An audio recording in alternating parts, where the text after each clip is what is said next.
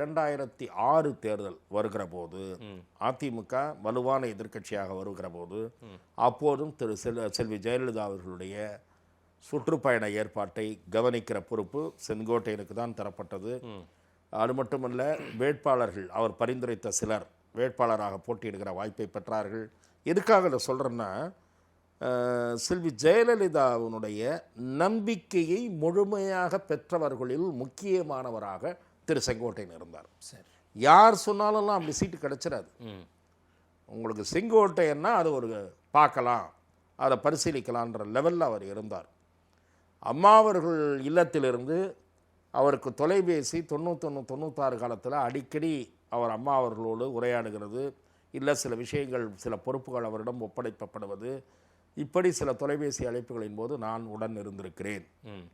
ஆகவே அம்மா அவர்கள் ஒரு முக்கியமான வேலை கொடுத்திருக்கிறார். என்ன வேலைன்னு சொல்ல மாட்டார். எதற்காக சொல்கிறேன் என்றால், அந்த அளவு வெரி க்ளோஸ் அம்மையார் ஜெயலலிதாவோடு. ஆமாம்.